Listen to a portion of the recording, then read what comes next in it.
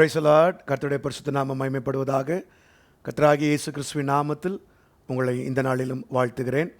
இந்த நாளும் கர்த்தருடைய நாமத்தினால் உங்களுக்கு ஆசீர்வாதமாய் இருப்பதாக. இந்த நாளுக்கான கர்த்தருடைய வார்த்தை 2 சாமுவேலின் புஸ்தகம் 2ஆம் அதிகாரம் 26ஆம் வசனம். 2 சாமுவேல் சாப்டர் 2 verse 26. அப்பொழுது அப்னேர் யோவாவை பார்த்து கூப்பிட்டு, பட்டயம் எப்போதும் சங்காரம் பண்ணி கொண்டிருக்க வேண்டுமோ? முடிவிலே கசப்புண்டாகும் என்று அறியீரோ? தங்கள் சகோதரரை விட்டு பின்வாங்கும்படிக்கு எந்த மட்டும் ஜனங்களுக்கு சொல்லாதிருப்பீர் என்றான். கர்த்தருடைய நாமம் பரிசுத்தப்படுவதாக. அன்பான கர்த்தருடைய பிள்ளைகளே, இந்த நாளிலும் கர்த்தர் கொடுக்கிறதான வார்த்தை, கால தாமதத்தை உண்டாக்கும் பட்டயத்தை கைவிடுவோம். கால தாமதத்தை உண்டாக்கும் பட்டயத்தை கைவிடுங்கள்.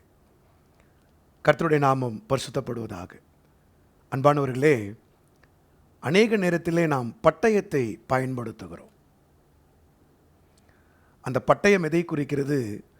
நம்முடைய சுய சிந்தனை, சுய நோக்கங்கள், சுய பலன், வார்த்தைகள், இவைகளெல்லாம் பட்டயங்கள். இதை நம்ம பயன்படுத்தும் போது நம்ம வாழ்க்கையில் கர்த்தர் நடத்தணும்னு வைத்திருக்கிற நேரத்தை அது மாற்றிடும். கவனமாக இந்த நாள் வார்த்தையை கேளுங்க. நீங்கள் சுகித்திருக்கும்படி ஆவியானவர் சொல்லுகிற அந்த வார்த்தையை கவனமாய் கேளுங்கள். இது உங்களுக்கு மிகுந்த பிரயோஜனத்தை கொடுக்கும்.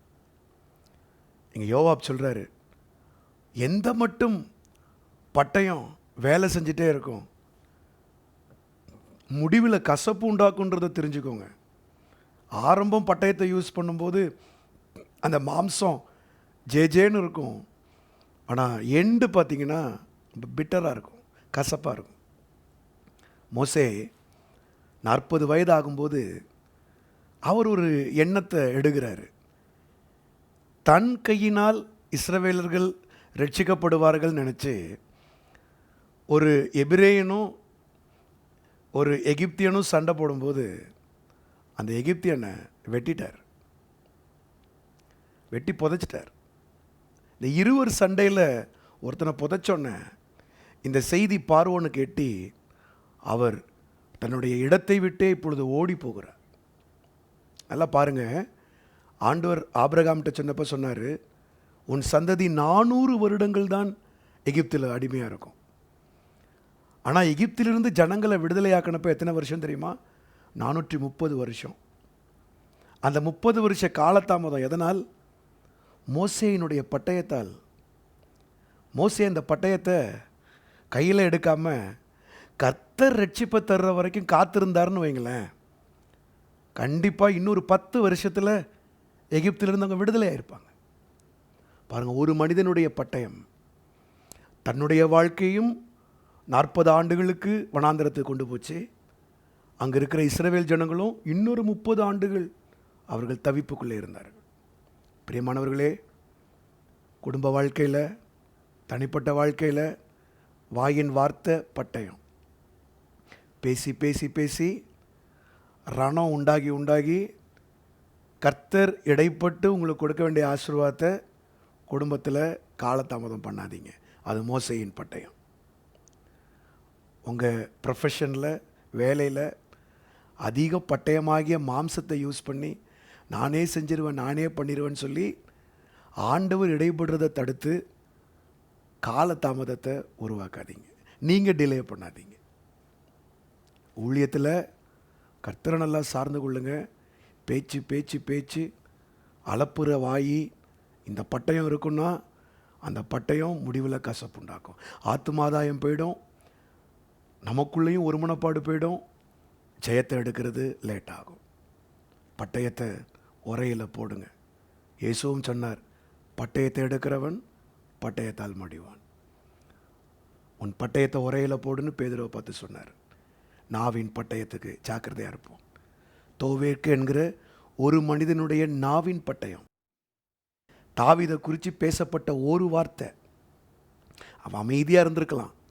அந்த பட்டயத்தை எடுத்தான், தாவீதின் மேல் இருக்கிற கோபத்தினால அங்கிருந்த 85 ஆசாரியர்களை சவுல் ஒருமிக்க அழித்து போட்டான்.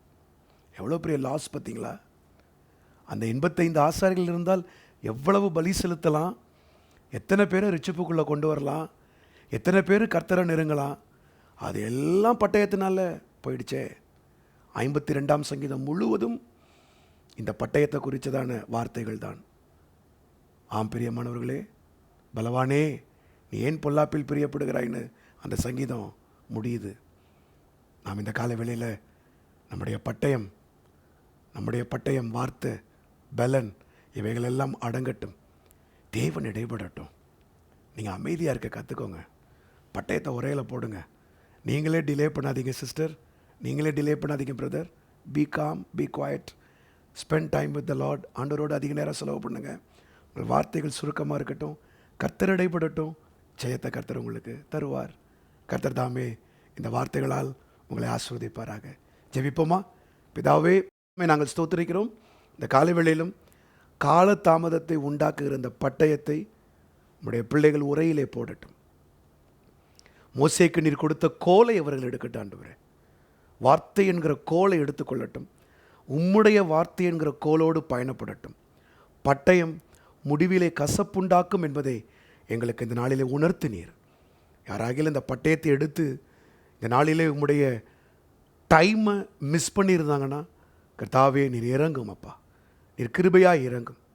குடும்ப வாழ்க்கையில், தனிப்பட்ட வாழ்க்கையில், ஊழியத்தில், வேலையில் இந்த வார்த்தையை சரியாக பிரயோகிக்காமல், இந்த நாவை சரியாக கண்ட்ரோல் பண்ணாமல், இதிலே அலப்பி ஒலப்பி பரிதாபத்திற்குள்ளே யாராகிலும் இருப்பார்களானால் கர்த்தாவே இந்த நாளிலே அந்த பட்டயம் மடக்கப்படட்டும்.